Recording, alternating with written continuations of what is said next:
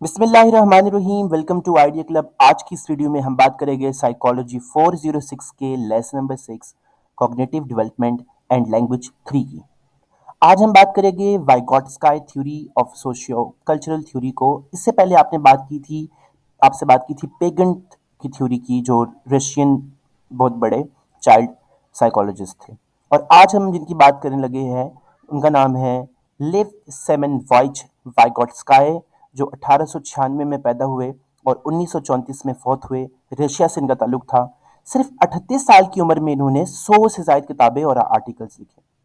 ये दोनों नाम पिगेट और वाइगॉट्स्काई चाइल्ड साइकोलॉजी में बड़े इन्फ्लुएंशियल फिगर्स माने जाते हैं, क्योंकि इन्होंने एक ब्रॉड वे में एक बड़े वाज़े तरीके से बच्चों की जो थिंकिंग पैटर्न्स की डेवलपमेंट है उनको इन्वेस्टिगेट किया। इस थ्योरी को सोशियो कल्चर थ्योरी का नाम इसलिए दिया गया है क्योंकि जो वीगट है उनके ख्याल में सोसाइटी और कल्चर जो है वो बच्चे की थिंकिंग पैटर्न्स को डेवलप करने में अहम किरदार अदा करते हैं। उनके मुताबिक बच्चा जो है वो डायलॉग के जरिए सीखता है। डायलॉग का मतलब है आइडियाज का एक्सचेंज करना, लोगों से इंटरेक्शन करना। तो यानी सोसाइटी और कल्चर ही बच्चे को डेवलप करती है। डायलॉग में सिर्फ वर्बल डायलॉग ही जरूर नहीं आता, बल्कि गेस्चर्स भी आते हैं। गेस्चर्स का मतलब क्या होता है?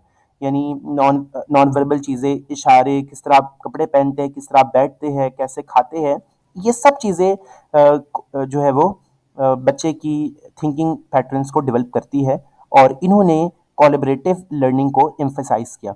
तो ये हमारे पास एक तारुफ था वाइगॉट्स्की थ्योरी का, और अब हम उसमें कुछ अहम पहलू डिस्कस करेंगे, जिसमें सबसे पहला अहम पॉइंट है को कंस्ट्रक्शन। कभी आपने एक बच्चा देखा होगा और आप बच्चे को देख के पता लगा लेते हैं कि ये बच्चा जो है वो एक नोबल फैमिली से ताल्लुक रखता है या नहीं रखता। आपको कैसे पता चलता है कि ये एक शरीफ खानदान से ताल्लुक रखता है या नहीं? तो कुछ ऐसे पहलू होते हैं, उसने कैसे पहने हुए कपड़े, वो कैसे चल रहा है, वो बात कैसे करता है, वो बैठता कैसे है। तो उससे आपको उसकी फैमिली इन्वायरमेंट का और कल्चरल वैल्यूज का पता चल जाता है।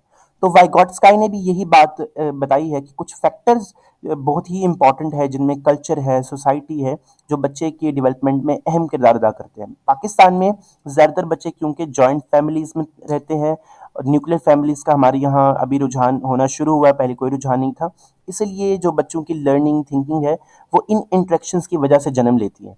इसलिए उसने इसको को कंस्ट्रक्शन का नाम दिया है, क्योंकि को कंस्ट्रक्शन का मतलब है कि बच्चा जो है वो इंटरेक्ट करता है बाकी मेंबर्स के साथ सोसाइटी के, और फिर वो सीखता है कि प्रॉब्लम को किस तरह से सॉल्व करना है। दूसरा इंपॉर्टेंट इसमें पॉइंट है इमिटेशन और internalisation.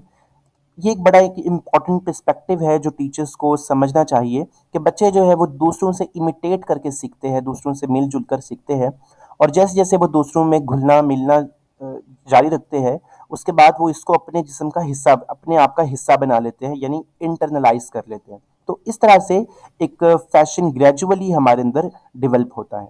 Self talk. Self talk एक बड़ा इंपॉर्टेंट है। पीगेंट ये समझता था कि बच्चे को सेल्फ टॉक करनी चाहिए, क्योंकि उसके नज़दीक, या जब भी वो बच्चा सेल्फ टॉक करता है, खुद से बात करता है, तो वो एक ईगोसेंट्रिक स्पीच होती है। यानी ये एक इमेच्योरिटी का साइन है कि बच्चा अपने आप से बात कर रहा है, हालांकि उसे दूसरों के साथ इंटरेक्शन में होना चाहिए। लेकिन वाइगॉट्स्काई के नज़दीक एक डिफरेंट पर्सपेक्टिव है।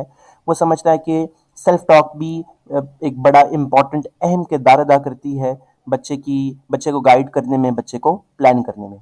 मिसाल के तौर पर, अगर एक बच्चा ये अपने आप से कहता है कि यार आज का टेस्ट मैं नहीं कर सकता, बहुत मुश्किल टेस्ट था, बहुत मुश्किल टेस्ट है, मुझे नहीं होना, ये तो मैं कर ही नहीं सकता, बहुत ज़्यादा काम है।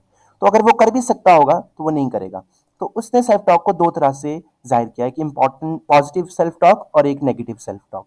यानी अगर एक बच्चा पॉजिटिव सेल्फ टॉक करता है और वो ये कहता है कि मैं कर सकता हूँ, तो ये उसके लिए एक गुड हेल्थ की तरफ जाएगा और उसकी एबिलिटीज़ और बेहतर होगी।